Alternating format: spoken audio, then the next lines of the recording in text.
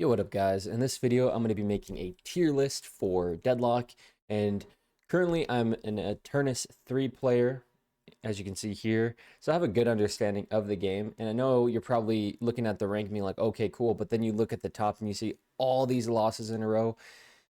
Yeah, don't play the game after 10 p.m. Like, as you can see, every game I lost before the 30-minute mark. It was GG's. Anyway, I'm kind of yapping. Don't play after 10 p.m. The matchmaking is dog shit. There's not enough people playing. Okay.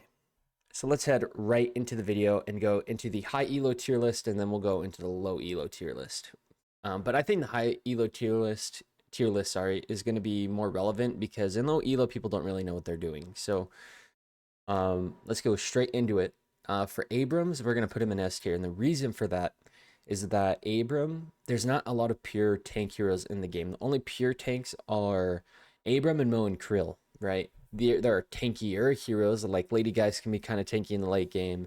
Warden can be tankier in the late game. Shiv can be tankier, but they're not tanks. You know what I mean? Like Abram's kit is very built like a tank. And he has a lot of innate crowd control in his kit. He has 2 stuns. He has the ability to still the mid boss. He can engage for his team. He has okay mobility with his charge and his ultimate. He does very high damage. If he hits you with a melee punch and a shotgun shot and you're a squishy hero, you're probably just instantly dead or on the verge of death. He's incredibly valuable for a team. And I know Abrams players might think, oh man, I feel like I'm not that good. When you're in high elo and people really play off you, he is really, really good to have on the team. I would always want to have like an Abram over a Yamato or something. I'm going to be real. Next, we have Bebop. Bebop is very situational, but Bebop can carry. Like the thing is, like I would have put him in A tier where he's like always good. Maybe not the best, but always good. No, he's more like dependent on the player. Like sometimes you get a Bebop player who just absolutely will shit on everybody, hits a lot of hooks. If you're a Bebop player that hits a lot of hooks, like all game, he could be S tier like Paradox, but that doesn't really happen. And if you don't hit any hooks on Bebop, you're pretty useless, right? Whereas with Paradox, the reason she's so good is she also has utility, her long range damage with her carbine, and the movement slow that it puts on somebody. She has other parts of her kit that make her good, whereas Bebop, his entire kit is like his hook, and if he can't land a hook, he's whatever. So B tier, solid hero, can pop off. Dynamo. Dynamo's going straight into the S tier. And the reason for that is he has immense utility. His ability to dodge ultimates or abilities from other people with his little teleport. And not only for himself, he can teleport other people. So it allows him to outplay and have an option for like pretty much anything you could throw at him. If you try to lash ult him or something, boom, he's out of that. No problem. His knockup is really, really good. It allows him to basically engage for his team or right after his ultimate, knock you up immediately after. So it gives him another crowd control option, which makes him extremely strong. His heal is also pretty good, not too amazing, but I mean, it's a good ability. But the elephant in the room is his ultimate. In high elo, a Dynamo could be 30k souls behind, and that dude will still get value. That dude can freaking win games by pressing 4 on repeat every team fight. And if pressing 4 didn't win the team fight, guess what? He's going to refresher and then press 4 again. It's ridiculous how OP it is. I don't know why they haven't changed his ult. When you think about what made Hayes OP back in the day, I'm talking like maybe a month or 2 ago before they nerfed it, was how strong her ult was. She would press 4 and you would die, right? Your whole team would die. Although, to be fair, you're not crowd controlled during Hayes ult, at least the old Hayes ult, and you could buy Metal Skin and counteract it. With Dynamo ult, right? Not only will it get you killed, you also are crowd controlled. So you can't react, you can't do anything. They need to nerf Dynamo. They need to rework his ultimate and then rework his kit, because I think he's probably the most unfun character to fight in high elo because of how much innate value that character brings to the team for pretty much no downside. Like, he's always valuable to have. Great talent. We're going to put great talent in C tier. He just doesn't really bring anything to the table. I mean, his ultimate can be really good for getting picks in the early, mid, and even late game. But the kind of issue I have with Great Talon is he really doesn't bring much to the table. He's extremely squishy. His jump up into the air is He's not like Vindicta, where Vindicta can really snowball in the early game because her snipe is freaking crazy strong. Can do like 50% of your HP as soon as she hits 3K in the laning phase, and she could just get picks after pick after pick. And then not only is she getting picks, she's getting a bunch of money or extra money for it. Whereas Grey Talon, he's kind of like Baby Vindicta, but doesn't bring as much damage as she does. So I don't know. I'd rather have pretty much any other character than Grey Talon on my team, if I'm gonna be real. Hayes. Hayes, we're gonna put in A tier. She's a solid hero, but she needs other heroes to work properly, right? So if you're a Hayes player and you have a meme comp, like I'm talking, you have Hayes, Infernus, Wraith, Mirage, Yamato, Shiv, like something weird like that, she really can't get anything done at all. And that pretty much goes for the entire DPS roster, which is why she is an A tier, not an S tier. I know a lot of people will be like, wow, wow, wow, Hayes OP, Hayes OP. No, she really isn't. You buy Metal Skin and you negate the vast majority of her damage. And if you complain that you're dying to the spirit damage of her ultimate, you're probably just AFK standing in her ult. I've never had an issue after buying Metal Skin into Hayes. I don't know what you guys are complaining about. But anyway, she has a lot of weaknesses. She's squishy, has a high skill ceiling in order to dodge abilities with her smoke bomb. She needs to have good mechanics and aim and movement in order to not die in a team fight. She does a crap load of damage, especially in the mid and late game, but it takes her a lot to get there. So she's very strong, but not as strong as S tier. She's not as valuable to the team, in my opinion. Now we have Infernus. Infernus, we're going to put in B tier. There are builds with Infernus that make him good, but he's also kind of one of the same in the same boat as Hayes, where he really needs time to scale up, and he doesn't bring as much innate value as something like a Dynamo or Abram, where they're always good. Like even when they're behind, they still bring value. Something like Infernus and Hayes or Bebop or any other character I mentioned in this tier list don't bring a lot of value innately, so they need to be ahead. They need to be able to farm, and because of that and the fact that his ult is kind of wonky, he's good but not OP in my opinion. He's just a good hero. I put him in front of Bebop for sure though. He's better than Bebop. Ivy. Ivy is going to go into the S tier. And I know a lot of people might be thinking like why Ivy?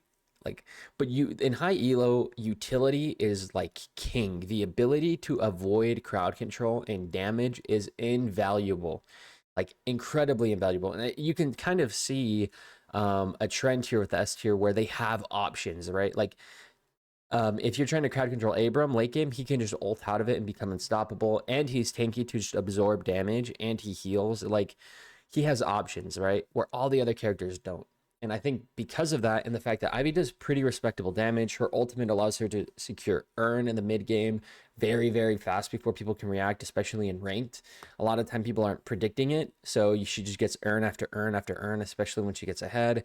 Her her stone form thing allows her to stop things like Bebop, or sorry, not Bebop, Dynamo ult. Like if a Dynamo is ulting, she can stone form and knock him out of it while being immune, and like you can't crowd control her. She brings a lot to the table, and because of that, I think she's S tier. When you have a good IV on your team, you just feel like the game's a little bit easier. Kelvin is going to go into the A tier, and I know Kelvin isn't a flashy hero, and you don't really see him that often because he's more of a support. And his damage really isn't that good, but what makes him valuable for the team is his dome allows him to counter ultimates. Like if you try to lash ult, Wraith ult, things of that nature, he can ult to protect his teammate. He can stall buffs. Like if you try to Abrams ult or lash ult the mid boss to try to steal it, he can dome it to prevent your ult from working and then immediately steal the buff for himself. He just brings a lot of value. He can heal, he can slow, and he moves and can maneuver around the map very quickly. So if you have a Kelvin on your team and he knows what he's doing, he's a really good option to have on your team, especially a good one. Now, there aren't a lot of good ones because Kelvin kind of fell out of the meta, but when you do have one, it feels pretty good. Lady Geist. Lady Geist will be the first pure damage dealer to be in the S tier, and the reason she's so good is how she's strong throughout the entire game. In the laning phase, she's like a lane bully. She can pressure a lot, have a lot of value, and then she scales incredibly well into the late game. Late game, her bombs and her damage become ridiculous on top of her being tanky. Now, the weakness to Lady Geist is she has no mobility and no crowd control, but she makes up for it in just raw damage and raw tankiness and the ability to swap and change a team fight if she's in it. If you have a Lady Geist on your team, it's looking really, really good. And unlike something like Haze or Infernus, maybe even Grey Talon, she doesn't really take a lot of aim with the meta build, which is like going for spear power. And so she's really easy to pull off. She does require good positioning, but she's also very tanky to make up for it. I just think she's a very, very solid hero all across the board. If you have a Lady Geist on your team, the game's probably going to be a bit easier. Lash. Lash, I'm going to put in the A tier.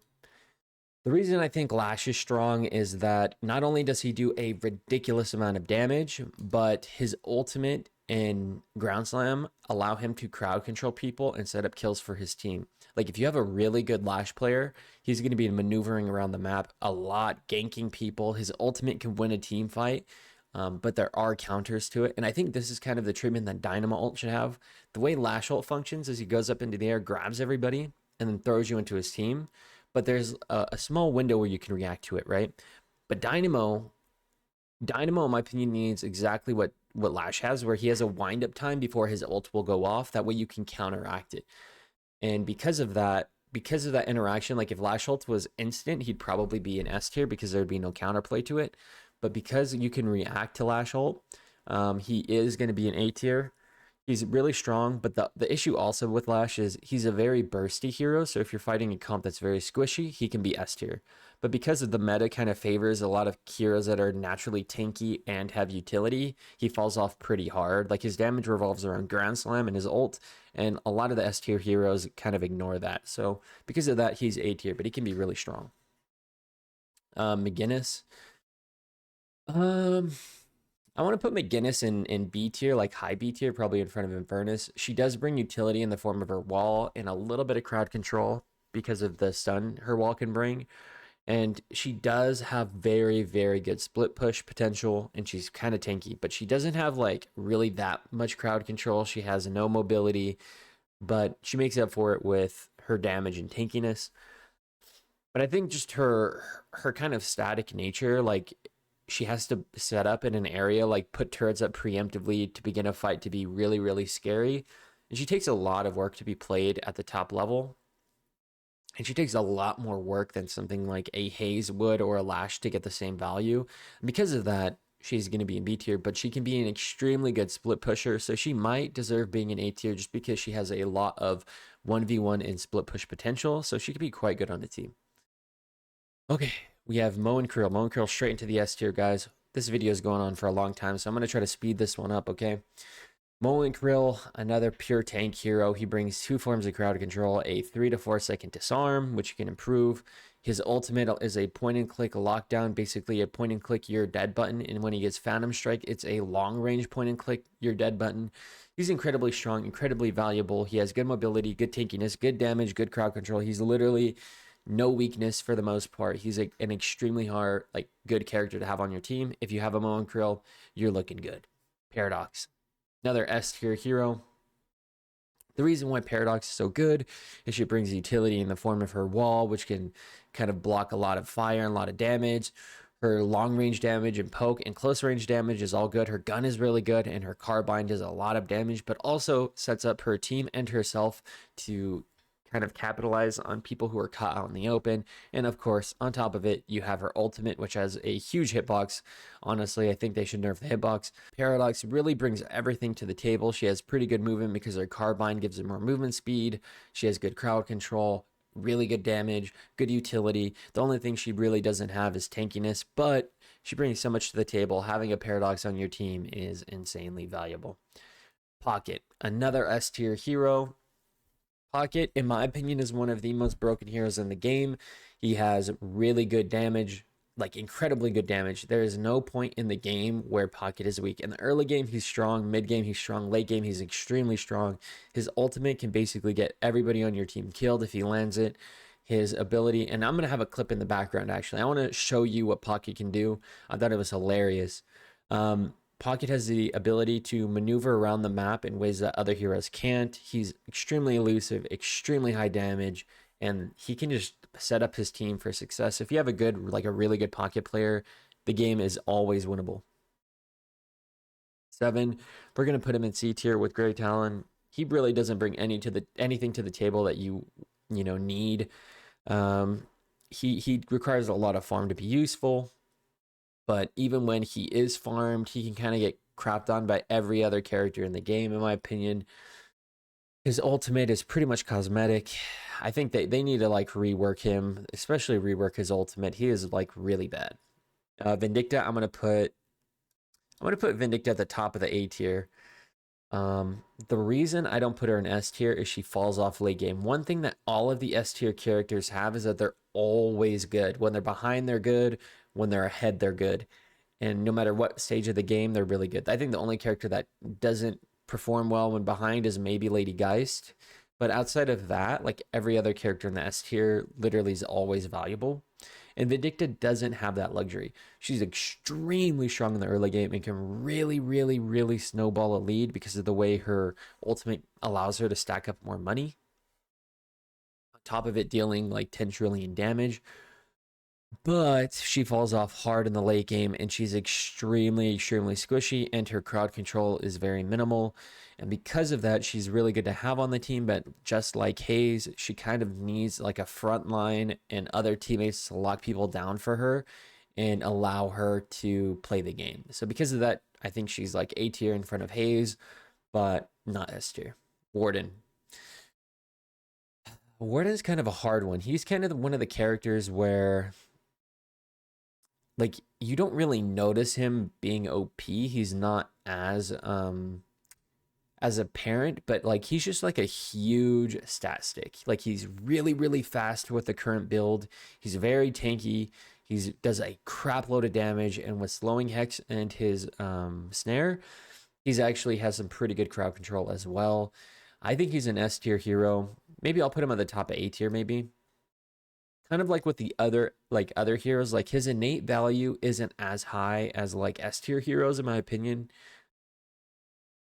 But when you have him on the team, it's a good day, especially a good one because he brings so much. Like he's kind of like a pseudo frontline doing a crap load of damage. So he can be really strong. He's like a giant stat stick, and he's always valuable in my opinion.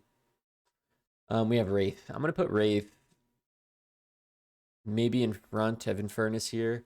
Um, the reason I think Wraith isn't strong is her early game. She's kind of like the other heroes like Vindicta or Hayes, where she can't fall behind really, or she's going to be not doing too much. And on top of that, her early game is terrible. Like out of every character I play, I freaking hate playing Wraith in the early game because you just do no. You have like no gun damage. You can't really push a wave out very effectively. You have to buy monster rounds, and you kind of just have to AFK farm. But if you get to the late game, or if you have your ultimate, she can be quite strong. She can set up her team in the early game when, maybe she can't get solo picks in the early game, but she can set up her team with her ultimate. So she has a lot of weaknesses, and I think Vindicta, Hayes, and Morden are better than her, but she isn't terrible. Definitely a B tier hero.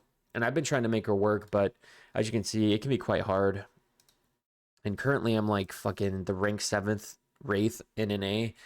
So I do have a good opinion on her.